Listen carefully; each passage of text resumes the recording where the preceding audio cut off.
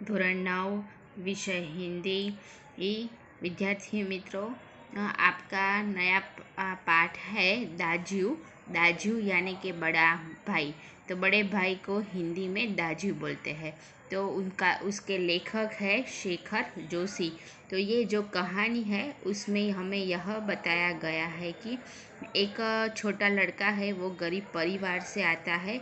उसकी रोजी रोटी, वो मेहनत करके अपनी रोजी रोटी कमाता है, एक होटल में काम करता है। वो बहुत भोला होता है।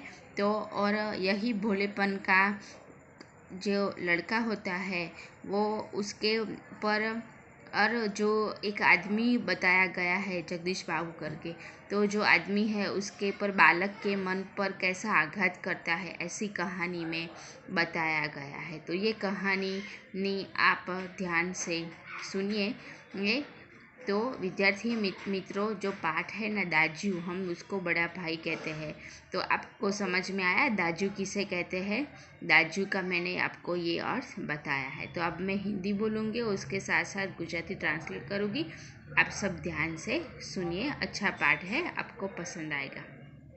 तो विद्यार्थी मित्रों, चौक से निकल कर बाईं और जो बड़े साइन बोर्ड वाला छोटा कैफ़े है, वही जगदीश बाबू ने उसे पहली बार देखा था। એટલે કે છે કે ચોકમાંથી નીકળીને મોટા સાઇન બોર્ડ ઘણી જગ્યાએ તમે તો કોઈ દુકાનોમાં, હોટલમાં બોર્ડ લાગ્યા હોય, તેવી રીતે આમાં નાનું મોટા બોર્ડવાળું એક નાનું કેફે બાર, જ્યાં ચા નાસ્તો ને બધા ચા કોફી પીવા જતા હોય કેફે બારમાં, બરાબર. કેફે બાર હોય ને એમાં વિદ્યાર્થી મિત્ર કોફી બહુ ફેમસ હોય.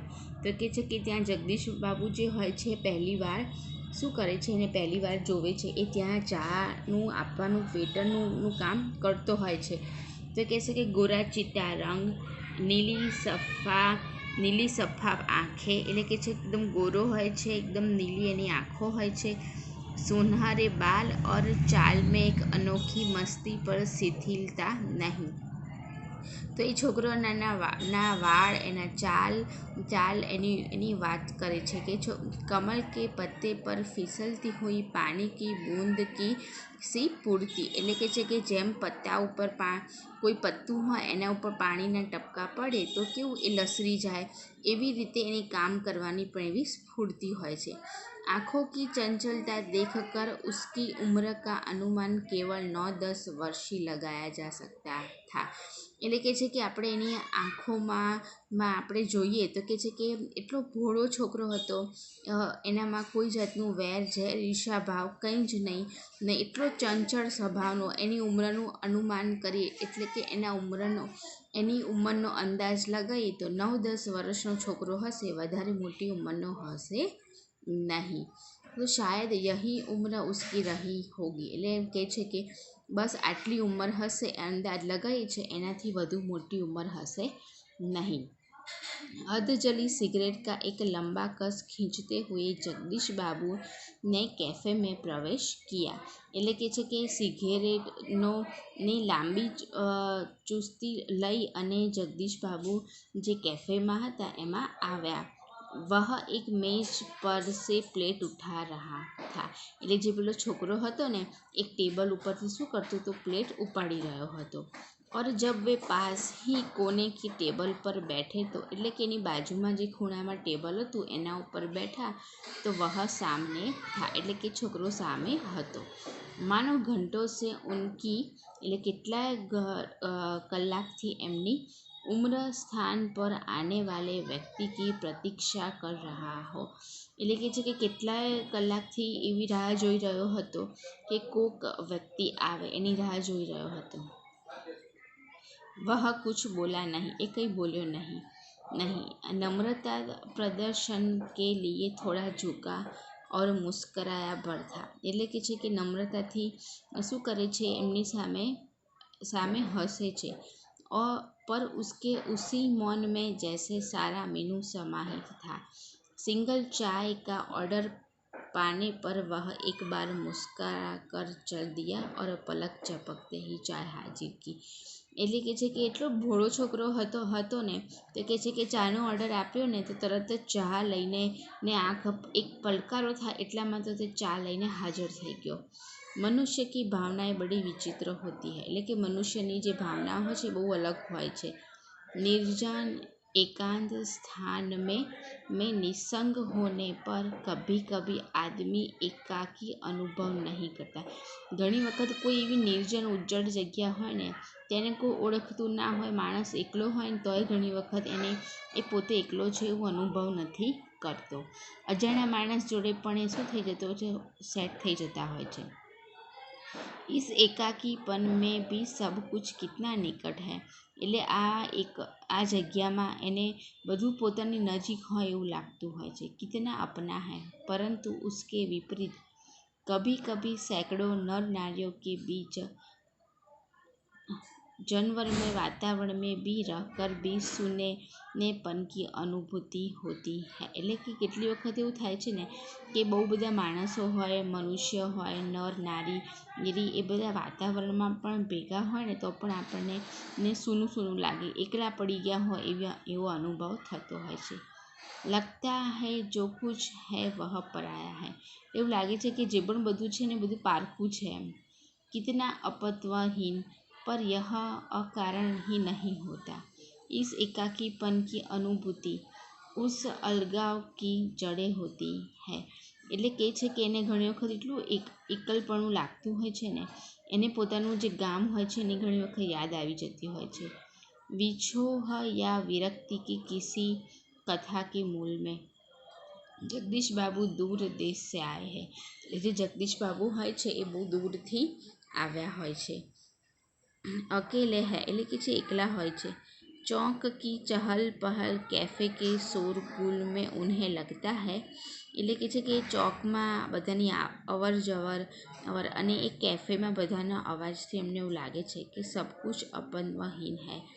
शायद कुछ दिन रहकर अभ्यस्त हो जाने पर उन्हें उसी वातावरण में अपनेपन की अनुभूति होने पर એટલે કે છે કે થોડા દિનો પછી એમને એવું લાગે છે કે આ વાતાવરણમાં પોતાનું હોય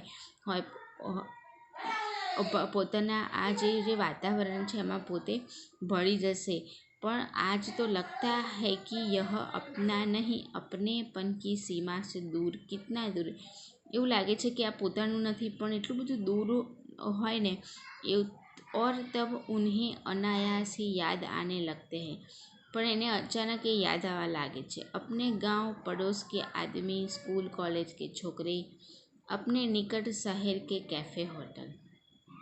એટલે કે એમને એમના ગામના પડોશી લોકો, સ્કૂલના છોકરા છોકરીઓ, એમની ગામની નજીકનું શહેર, એની કેફે હોટલ, ચાય સાબ એટલે પછી ચા લઈને આવે છે ને તો કહે છે કે લો સાહેબ ચા। જગદીશ બાબુને રાખદાની મેં સિગારેટ ઝાડી। એટલે જે જગદીશ બાબુ હોય છે ને સિગરેટ પીતા હોય છે, એટલે પેલું સિગરેટની જે રાખ માટેનું જે રાખદાની હોય છે ને એમાં સિગરેટ બુઝાવી દે છે અને પછી ચા પીવે છે।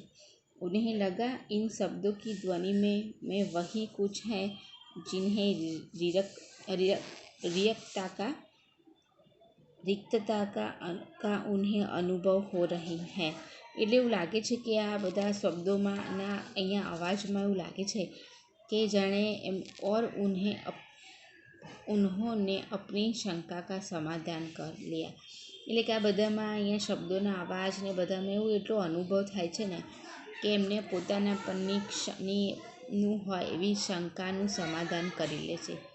ક્યાં નામ હે તુમ્હારા, એટલે નામ પૂછે છે તો છોકરો શું કહે છે, ચા આપે છે, કહે છે કે મદન। अच्छा मदन तू कहाँ के रहने वाले हो।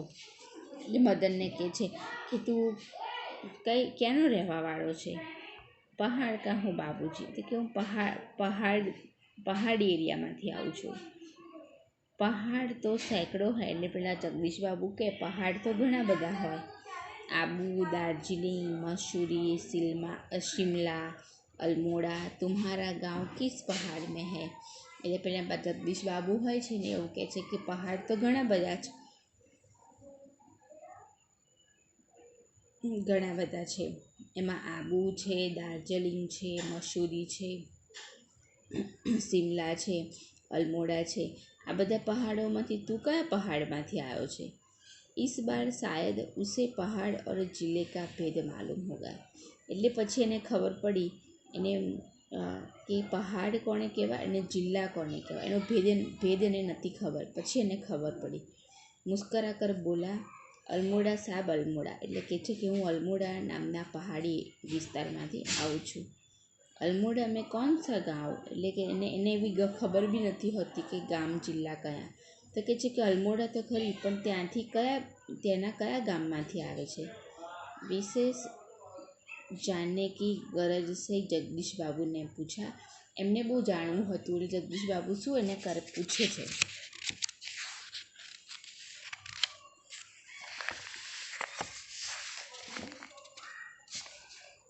इस પ્રશ્નને ઉસે સંકોચ મેં ડાલ દિયા, એટલે પછી એ વિચારવા લાગે છે કે ગામનું નામ કે છે તો હું કયા ગામનું નામ આપું. वो शायद अपने गांव की निराली संज्ञा के कारण उसे संकोच हुआ था. उस कारण टालता हुआ सब बोला, वह तो दूर है साहब अल्मोड़ा से 15-20 મિનિટ. એને તો વિચારમાં પડી ગયો કે હું શું કહું, મારા કયું નામ આપું ગામનું. બરાબર, તે વિચારતા પછી એ વાતને ટાળતા બોલી દે છે કે સાહેબ મારું ગામ તો અલ્મોડાથી બી 15-20 કિલોમીટર દૂર છે કે મિલ, એટલા 15-20 મીલ દૂર છે. फिर भी नाम तो कुछ होगा ना, जगदीश बाबू ने जोर देकर पूछा. तो जगदीश बाबू પછી જ થોડું જોરથી કહે છે કે તો પણ કંઈ નામ તો હશે ને એનું. કે તો શું કહે છે કે ડોટિયા લગો, વહ સકુચાતા હુઆ સા બોલા, કે ડોટિયા લગો એવું નામ કે છે રહ્યો. तो जगदीश बाबू के चेहरे पर पुती हुई एकाकीपन की स्याही दूर हो गई. એટલે કે જગદીશ બાબુના મોઢા ઉપર જે એકાकीपनનું જે સ્યાહી લાગી હતી એ શું થાય છે, દૂર થઈ જાય છે. और उन्होंने मुस्कुराते हुए बताया कि भी उसके निकटवर्ती गांव के रहने वाले हैं. એટલે પછી એમ કહે છે કે હું પણ એની બાજુના ગામના રહેવાવાળો છું.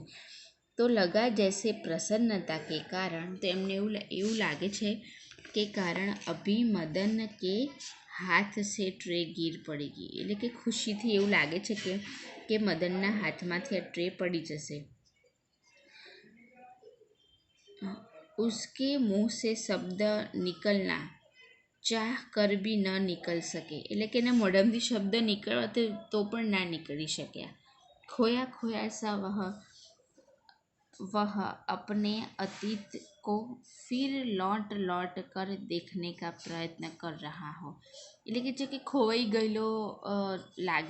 જાય છે. આમ એને બધું પૂછે છે ને જગદીશ બાબુ, એટલે એવું લાગે છે. પછી એમાંથી એ પાછો આવવાનો પ્રયત્ન કરતો હોય છે. અતીત ગાંવ, ઊંચી પહાડિયા, નદી, ઈર્જા माँ, दादी, भूली छोटी बहन, दाजू बड़ा भाई. मदन को जगदीश बाबू के रूप में किसकी छाया निकट जान पड़ी, એટલે કે છે એને એનું ગામ યાદ આવે છે. કે છે કે મારું ગામ, ત્યાંની ઊંચી ઊંચી પહાડીઓ, નદી, એની માનું નામ ઈર્જા, એના પિતાજી, એની દીદી, એની છોટી બહેન, એના મોટા ભાઈ, એટલે કે બધું કહે છે ને મદન જગદીશ બાબુને. તો કહે છે કે કોની છાયામાં એને જગદીશ બાબુ જોવા મળે છે?